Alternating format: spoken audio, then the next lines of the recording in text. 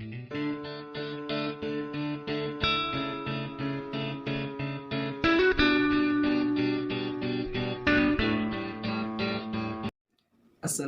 warahmatullahi wabarakatuh.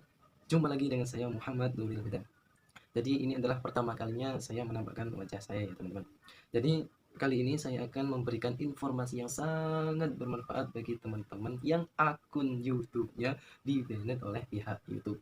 Yang mestinya dengan di-banned itu yang mempunyai akun pasti sedih, termasuk saya. Nah, di situ saya sebelum memberikan informasi itu, saya akan memberikan eh, latar belakang saya kenapa akun saya di-banned oleh pihak itu.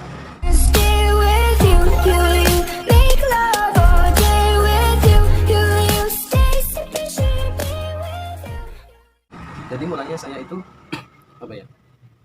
Saya itu entah nggak tahu atau apa ya. Pagi itu saya mengupload video yang berdurasi pendek atau short ya. Nah, di situ pendek-pendek. Saya mengupload 4 video, tidak ada masalah. Terus saya di siang harinya saya itu mendapatkan email dari pihak YouTube yang berisi bahwa akun saya telah dihapus. Nah, akun saya telah dihapus seperti ini ya. Jadi akun saya telah dihapus. Ketika saya ingin mengunjungi YouTube dengan akun YouTube saya itu, saya tidak bisa. Akun saya tidak bisa. Udah sedih saya karena subscribe-nya sudah lumayan banyak dan view-nya juga sudah banyak. Terus saya apa? Melihat email tersebut dengan cermat. Apa salah saya? Apa salah saya sehingga akun saya itu terbanned? Apakah salah saya mengupload video terlalu banyak atau masalah yang lain? Itu tidak diberi di email tersebut. Jadi cuma memberikan informasi bahwa akun saya telah di-banned. Nah, terus saya mencermati email tersebut. Ternyata di situ ada arahan untuk mencabut penangguhan dari pihak YouTube, alias bagaimana caranya agar akun kita itu kembali. Nah, di situ diberikan caranya. Nah, setelah saya mengikuti instruksi email tersebut, saya diberikan ini empat empat kotak, empat arahan. Yaitu yang pertama itu kita disuruh untuk menulis nama lengkap Anda. Nah, dan di situ saya menulis nama lengkap saya. Terus kotak kedua disuruh untuk memberikan email yang digunakan untuk login ke YouTube. Nah, saya masukkan email saya ya. Terus yang ketiga disuruh untuk memberikan email yang dapat dihubungi. Jadi untuk email yang kotak kedua itu adalah email yang terbanned tersebut ya, email akun YouTube yang telah di-banned, yang tidak bisa dibuka. Dan kotak yang ketiga itu kita diberi perintah supaya memberikan email yang aktif selain daripada email yang kotak kedua tadi, yang aktif tentunya ya, sehingga nanti pihak YouTube kalau ingin mengabari lewat email tersebut. Terus yang terakhir adalah kita diperintah untuk memberikan URL channel YouTube yang ditangguhkan. Nah, di situ sudah tercantum ya. Terus yang terakhir adalah kita diberikan kotak alasan. Alasan. Dan saya di situ memberikan alasan yang menurut saya apa ya? Menurut saya memang itu tidak kesalahan saya.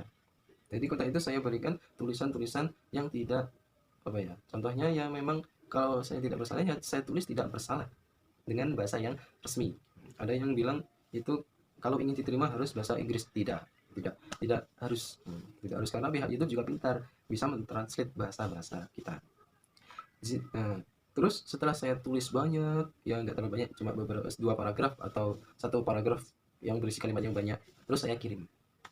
Terus diberikan instruksi untuk menunggu jawaban dari pihak itu. Nah, sekitar 2 hari. Nah, dan sebelum 2 hari itu saya diberikan informasi bahwa akun saya masih ditangguhkan. Masih ditangguhkan. Saya ikuti instruksinya lagi yang seperti yang pertama, tapi dengan alasan yang berbeda. Tidak bisa karena harus menunggu 2 minggu. Oke, saya tunggu 2 minggu. Saya tunggu 2 minggu. Saya siapkan alasan yang tepat. Saya beri alasan yang tepat, mempersiapkan alasan yang tepat agar pihak YouTube bisa mencabut penangguhan akun saya. Setelah 2 minggu, saya kirim alasan itu. Terus saya tunggu lagi konfirmasi dari pihak YouTube. Setelah dikirim, ternyata akun saya masih di-banned. Nah, masih di-banned. Jadi, untuk yang pertama, saya beri alasan bahwa saya itu bersalah. dan minta maaf kepada pihak YouTube. Contohnya seperti gimana ya? Pertama, salam bagi pihak YouTube. Alasan yang pertama, saya tidak merasa bahwa saya melanggar pedoman komunitas karena saya sudah membaca dan memahami peraturan pedoman komunitas. Maka dari itu, kenapa channel saya ditangguhkan? Apa kesalahan saya sehingga channel saya ditangguhkan? Maka dari itu, mohon bagi pihak YouTube untuk mengaktifkan kembali akun YouTube saya. Nah, itu untuk alasan yang pertama, tapi ditolak. Dan untuk yang kedua juga sama, tapi saya tambahkan bila ada kesalahan dalam akun saya mohon maaf. Itu karena kesalahan yang kesalahan yang tidak disengaja. Nah, tapi semua itu ditolak. Dan akhirnya yang ketiga saya berikan alasan yang tidak ada minta maaf dan tidak ada mohon-mohon lagi. Saya berikan alasan yang memang saya ini tidak bersalah.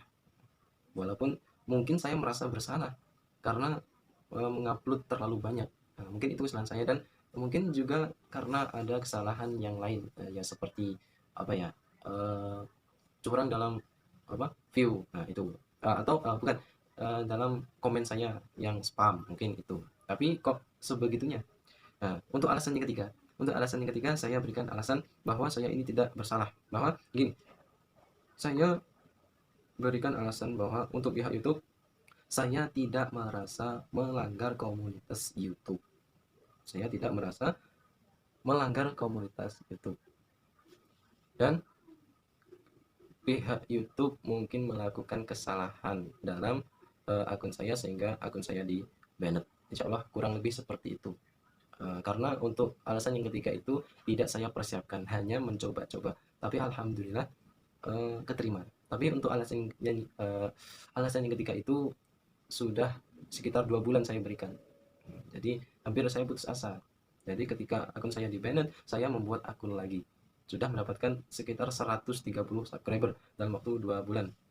Belum ada 1 bulan lebih lah. Tapi akun saya itu tidak saya hapus. Mencoba-coba sekali lagi, alhamdulillah dengan rentan 2 bulan akun saya kembali lagi. Jam tayangnya masih utuh, subscribernya masih utuh, walaupun ada yang berkurang sedikit. Nah, untuk lebih jelasnya lagi, saya berikan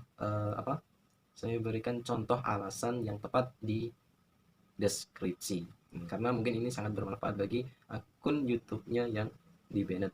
Karena saya saya pernah melihat YouTube mengulas tentang akunnya di banned, bagaimana caranya, tapi tidak diberikan alasannya yang tepat. Nah, itu. Nah, insya Allah saya berikan di deskripsi, jadi bisa dilihat, bisa di copy. Nah, sehingga semoga bagi teman-teman yang akunnya di banned itu segera kembali dan masih kembali. Dan saran dari saya, jangan putus asa. Jadi mungkin teman-teman itu subscribernya sudah banyak, jam tayangnya sudah banyak ya. Terus di situ kok akunnya di banned. Nah, akunnya di banned, jangan langsung dihapus. Sudah berusaha mengikuti arahan tapi belum dikembalikan, jangan dihapus. Tunggu waktu yang tepat. Jadi mungkin perlu 1 bulan, 2 bulan, 3 bulan, 4 bulan, atau bahkan setahun. Mungkin dengan waktu selama itu pihak akan memberikan keringanan dalam akunnya tersebut. Mungkin bisa dikatakan kasihan lah ya, dalam kata kasihan, sehingga akun tersebut bisa kembali. Soalnya ada yang hampir 1 tahun itu baru kembali, ada yang baru 1 bulan kembali, ada 2 bulan kembali, ada. Nah, itu saran saya. Kan eman kalau subscribernya sudah banyak terus di banned. Jadi teman-teman itu jangan takut, jangan putus asa. Ketika akun kita itu terbanned, itu tidak berkemungkinan akun kita itu akan kembali, entah itu dalam jangka waktu yang pendek atau dalam jangka yang panjang. Nah, itu bahkan kalau selamat, kalau memang rezekinya ya, akun itu akan kembali dengan keadaan utuh, tidak ada masalah apa-apa. Tapi tergantung yang mempunyai channel, apakah dianya yang salah atau pihak YouTube-nya yang salah. Kalau dianya yang salah, harus introspeksi diri, membuat akun YouTube yang bersih, yang real, yang baik, alias tanpa kecurangan ya. Oke, itu saja dari saya, mungkin bermanfaat bagi Anda ya. Alhamdulillah. Bila ada kekurangan dalam saya berkata, dalam menyampaikan informasi saya, mohon maaf yang sebesar-besarnya. Semoga bagi teman-teman yang akunnya terbanned itu segera kembali dan menjadi YouTuber yang sukses dan menghasilkan. Amin. Oke, see you next time. Wassalamualaikum warahmatullahi wabarakatuh.